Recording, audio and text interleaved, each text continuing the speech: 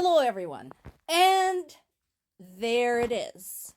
In addition to pressuring Ukraine to yield to Putin's demands to surrender territory, let's, not mince words around it, Trump wants something in return for aid. Specifically, he wants rare metals, rare elements, which Ukraine has some, which no doubt is one of the reasons why Russia wants Ukraine. We got some pretty good resources on Ukrainian territory. In addition, let's not forget, Ukraine is a historically significant territory overall, like just as a country.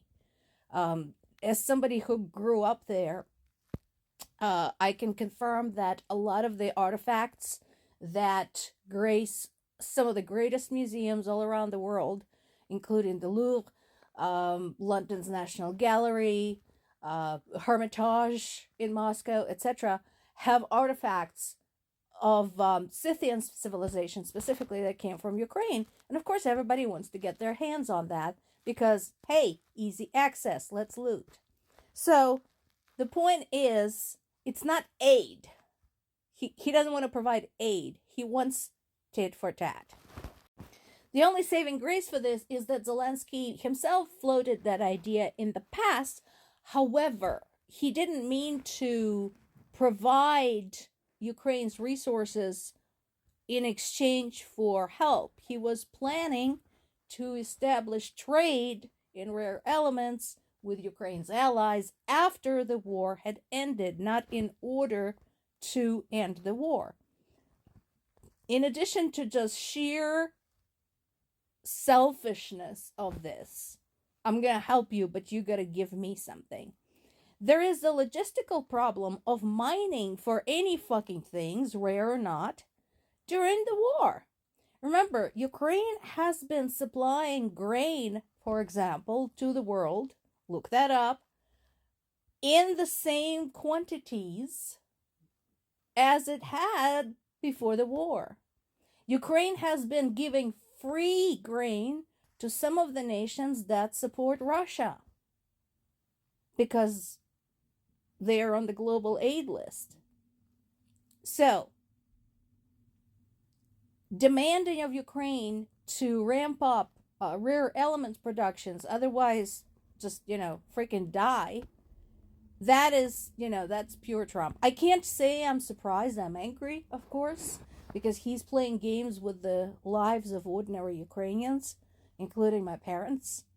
But I'm not shocked. Olaf Scholz is being his usual useless self, criticizing Trump's demand, saying that it would be very selfish, very self-centered. Yes, Olaf, keen eye for the obvious. Good on you, man. Well done.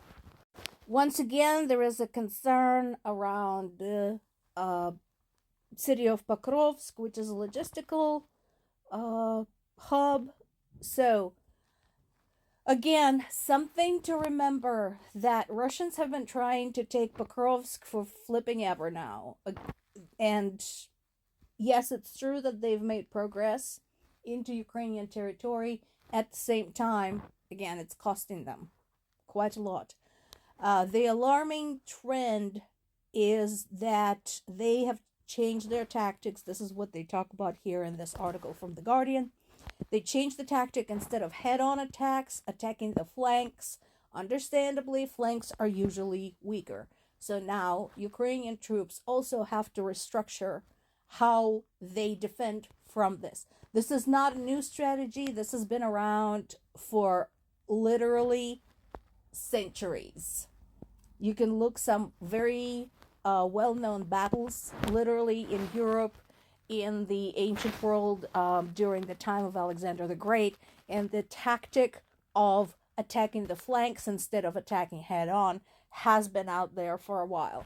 So, nothing new there, but again, requires some clever rearranging on the part of the already exhausted and understaffed and under-equipped Ukrainian troops.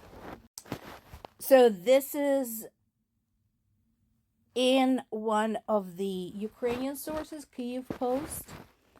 If you're, once again, interested in the science of war, in the engineering equipment aspect of war, this is an article worth perusing, talking about, again, the game of drones.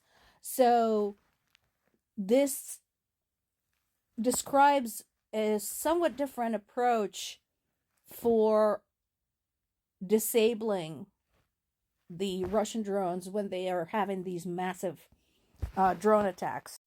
Read it, it's very cool. So basically, it employs a mobile radar system. It detects incoming Russian drones, usually the first-person view boards, those drones. Those are the ones that have a camera, so they're guided. And then once they have the location, then they can send defense drones to take it out, because now they know exactly where it is, obviously with the adjustment for speed and direction. So I think that is very cool.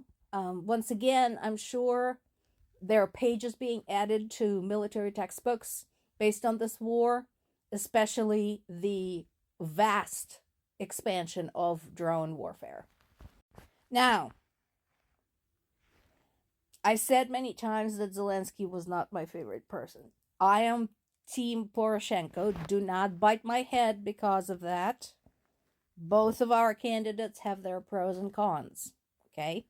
I like Poroshenko because he's an adult.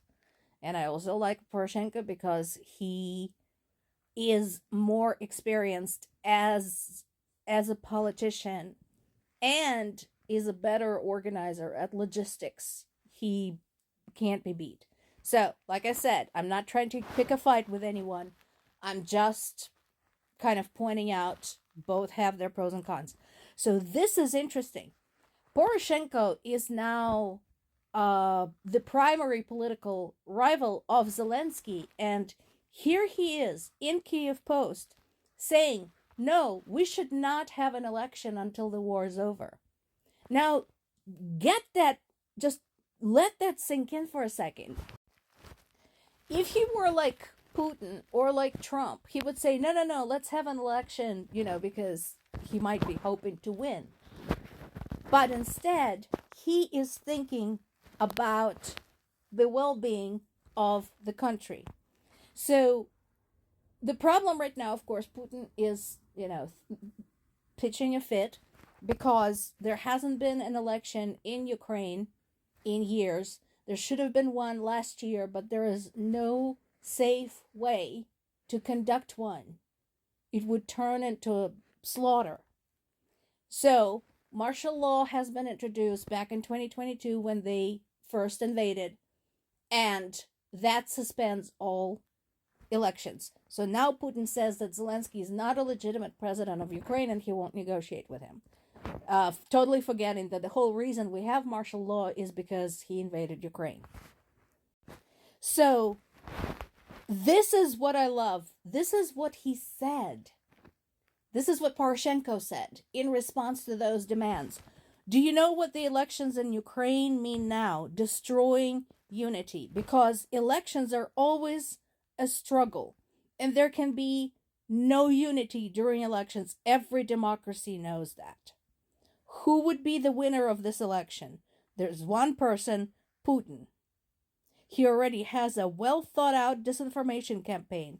He has a fifth column. So he is absolutely right. In addition to the logistical aspects, the safety aspects, the providing security of the polling places for Ukrainian people, there is this aspect of it. And he is 100% right. Does he want to win? Sure. He is an ambitious man. Has been his entire career. Read up about him. He's interesting. But he understands the priorities. He understands that this is not the time. Honestly, I wish Zelensky would make peace with Poroshenko and bring him in as one of his advisors, because I think that would be of great advantage to him and to Ukrainian people.